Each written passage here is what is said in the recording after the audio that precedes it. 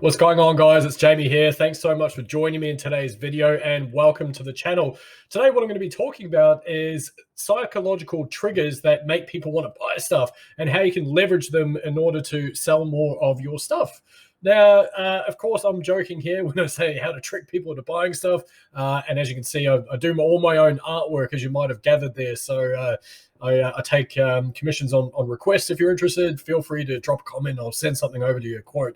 I'm kidding, of course. Okay, so this isn't about tricky people, by the way. This is literally just understanding some of the psychology behind why people do things and how you can start implementing that as part of your overall business strategy. It's not for the clandestine evil stuff out there. It's really just to help you have a better understanding of some of the processes and some of the thought patterns behind why people do stuff. So let's jump straight into it. Before I get into that today, however, if you are new to my channel, I want to say a very warm welcome and thanks for joining me. Appreciate it. If you're interested in affiliate marketing, how to get started online, and the high ticket affiliate marketing world, feel free to hit the subscribe button and smash that bell icon to stay up to date with everything I'm putting out. Alrighty, let's jump into it. Right. So we're going to be covering 6 psychological reasons for people to buy stuff. And basically, as I mentioned, just really looking to integrate that into your own business as you're going forward, right? Now, this is something that you can do if you're in sales. By the way, this is for affiliate marketing. However, if you're selling stuff offline, this is going to work. And you know what? Even if you're just interested in learning some psychological triggers, then it's probably going to be of interest to yourself as well. Normal social dynamics. Right. So the pot of gold at the end of the rainbow, how do we get to that? So the very first part of it is you really need to build rapport with someone. You really need to, I guess, have that trust factor. And I've spoken about this on the channel before, but they call it the KLT, the know, like, and trust factor. So the very first part of it, of course, is you have to find common ground.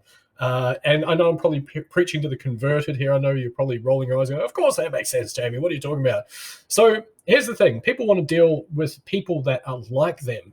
And that are, that have similarities in both the personality and sometimes looks as well, but not necessarily even looks. It's more like the mannerisms.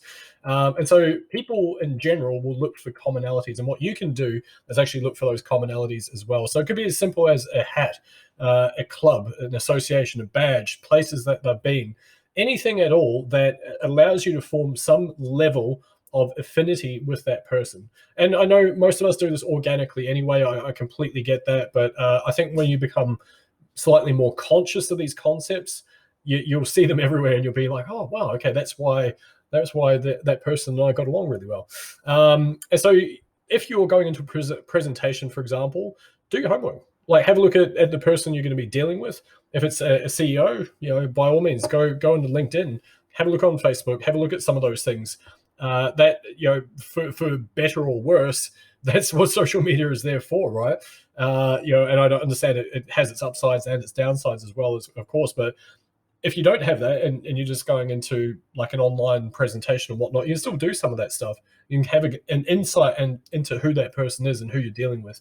And Dan Kennedy, as I mentioned before, he actually refers to this as as affinity bridges.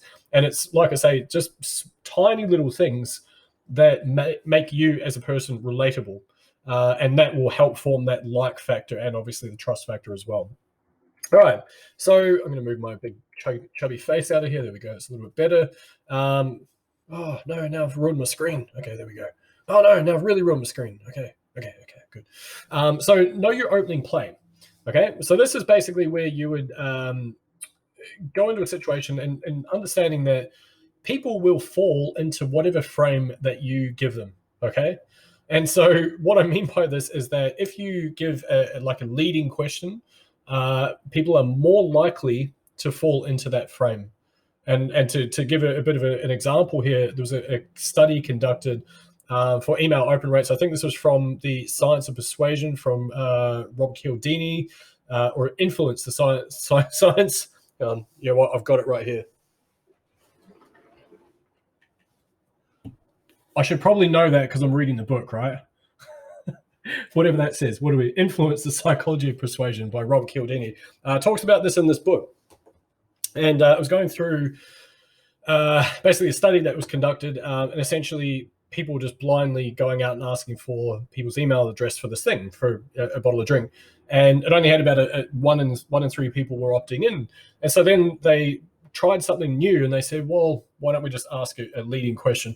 So then they were asked, do you consider yourself to be adventurous? And most people, it's kind of like almost like a paradoxical question. It's something that people, when they hear those types of things, they are more likely to, wow, yeah, because it kind of caters to their ego a little bit. Well, no, I'm not very adventurous. Some of them would just be honest and say that. Then other people go, yeah, I'm really adventurous. Great. Well, here's the thing: you should opt in with this email. Oh my god, I'm going to do that. It's crazy. And they all of a sudden spiked up to 76% as a result. So pretty cool stuff. And also, the thing is that when people are needing to align with their identity and the frame that they've now put themselves in, it makes them very, very vulnerable to requests that are aligned in that way. And I'm going to give a strange example here, but some of you might have seen the movie Crazy Stupid Love. And so one of the lines from that movie, and for those of you that haven't seen it, it's just a couple, and they have a breakup, and he's a bit of a nerd, and then he gets help from some suave, handsome man who helps him, be more charming and attract the other partners. Anyway, with all that being said, one of the things that he used to say to his wife was, "You're the perfect combination of sexy and cute."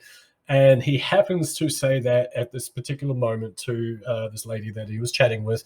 And that was, out of everything he had said that night, that was the one thing she took away from it. And case in point being that she then fit that frame that he had kind of put her into. You're the perfect combination of sexy and cute.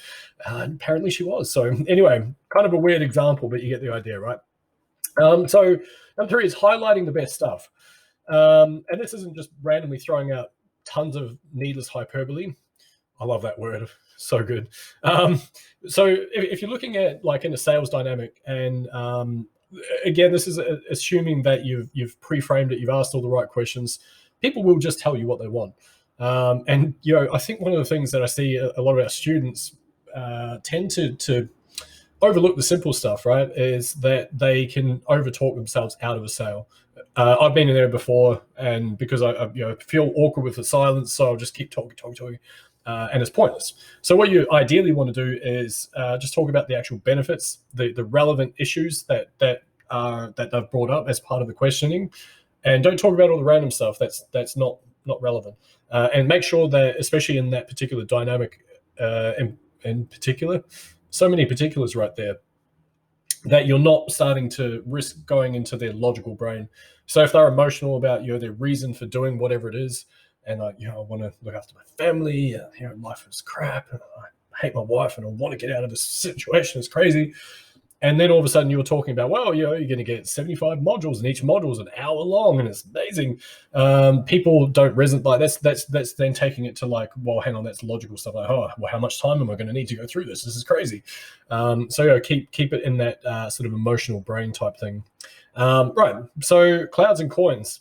There was a study done, and essentially what it was is there was a furniture store, and they had on a bit of a split test, if you will. And one time they had clouds on the outside of the furniture store. So of course, when people came through, the key thing that they were looking for was comfort. It was clouds. Clouds are big and squishy, and they wanted nice, comfortable furniture. They also tried it with having pennies on the window, and so that immediately put in people's brains, oh, I need a good deal. I'm looking for a discount. And so it was the perception of what was immediately in front of them had kind of triggered that thing in their brain, right? So it's just kind of a fascinating thing.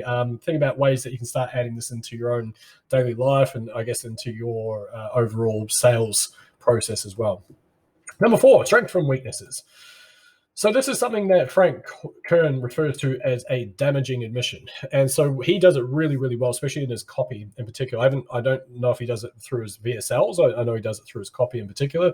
But for that, it would be like, so how to get your dream partner in 3 days or less, using this ancient hack that has been kept under wraps for centuries, or something right like that, right? Like huge, big, bold statement, big, bold claims and whatever. So one of the inherent issues with doing those big types of bold claims is it completely, everyone's bullshit radar is off the charts these days. So they know if someone's like bullshitting them, right? So a damaging admission, what it does is actually aims to build trust, because then the next thing after that would be something of the lines of, but there's something I need to confess. It's not going to work for everyone. I don't know if it would work for you. I don't know your body type. I don't know, your demographics, blah, blah, blah. And so if you do that, it's basically saying, look, you have big, huge, bold headline to get your attention, but look, I'll be honest, it may not be for everyone. And what that does is basically say, it's kind of counteracting the bullshit type thing. So it's a big, huge headline, big bold claim, and then it like almost counteracts that to a certain degree. It just helps to elevate that trust factor. And so I've given a very bad example here, but I know our wanky craft beer selection is triple the investment you need anywhere else, but at least you'll be able to post on social media to prove you hang out at all the hip places, all while secretly loathing the constant need to keep up with the Joneses. Bad example, actually, case in point, I'm in Melbourne, and at the time of recording, we have only been allowed out for around about a week, give or take at this stage. We've been in lockdown, second one. And so I went out for a beer on Sunday, and it was fun. I had the beer was amazing. And then as I took the receipt home and whatnot, and I checked the beer, it was $22. $22 for a pint of beer. And I don't mind. I had a great day. It was absolutely amazing. It was like literally, it felt like the best, tastiest beer I've ever had in my life. And it was amazing. So there you go. The beer is very expensive here, but it was worth it. So boo to competitors. So a lot of the time, if you're talking to someone, they may start to bring up competitors, and you kind of need to just like dismiss that topic. You don't want to raise a competitor, and good, bad, or otherwise. There's no, like, in my opinion, at least anyway, even if you're talking good about a competitor, it's not really helpful for your business. If you're talking bad about a competitor, that's also not really helpful for your business, because it decreases your trust factor. Because clearly, if you're shitting all over a competitor, what does that say for how you operate and your business? And clearly it means you've got a vested interest. You've stopped caring about the actual prospect and customer, about their journey. Maybe the other product is better. And of course, you don't really want to say that, oh, by the way, I think our product is subpar. Their one is amazing. You should go check it out. No one's going to do, well, I'd hope no one's going to do that. But look, you can acknowledge it. I frequently do. I frequently acknowledge our competitors when I'm in a sales dialogue with people. But, I try to subvert the topic as it suggests there. And if it does remain on a competing topic, some people just love talking about, oh, well, what about those guys? Then you can leverage your customer experience. If you know that your customer experience is good, and you know that it solves the needs of that person, and it really is going to help them out, then you can highlight that. You can just raise those issues up to the top for people, and that's going to be really powerful as well. All right, last but not least, scarcity sells. Okay, so FOMO. Flying otters make orphans. Well, I hope they don't. Those poor buggers. But no, thankfully we've got fear of missing out, which is slightly nicer. And what that means is you basically, people in general, we don't like missing out on stuff, whether it be a sale, whether it be an extra piece of paper in the mail. We don't like missing out on those things, right? And so that's a very, very powerful one. Next one is countdown timers, which again kind of plays into this factor as well. But if we know that, okay, well, if I leave this page, I'm actually going to miss out, then okay, I'm more inclined to buy, right?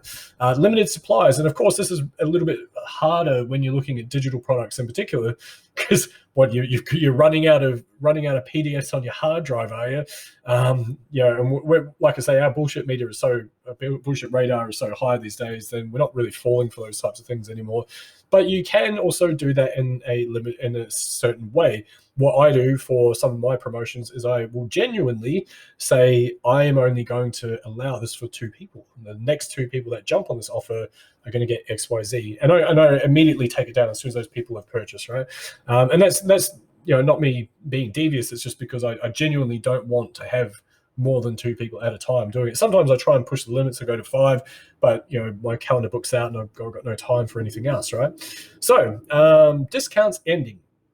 Again, ties into all these really, but a discount ending, you got 1 week to buy it, you got 3 days to buy it, you got 12 hours left of this amazing sale, and then it's gone forever. You're going to have to spend 10% more to buy the thing. Oh, crikey. But they work absolutely amazing. Make it real as well. Like I say, like don't. There's so much crap tactics out there, craptics, that you don't really need to go down that pathway. If you're genuine about the actual scarcity factor, then people don't mind because at least you're being legit. And I mean, sometimes it feels hard because you have to like take down a sales page, or you have to actually remove the offer, so to speak, after you've delivered it, things like that, right? So that's it. Hopefully that helps you guys out. Feel free to drop a comment below. Let me know your thoughts. If you're interested in learning more about, well, I've actually got a free guide for you guys if you're interested. All you need to do is click below and check it out. It's a free guide. It uncovers my entire business process. And of course, if you're interested in taking it one step further, there's something on the next page, which is pretty cool. Anyway, I'm out. Thanks very much for joining me, guys. I'll see you in the next one.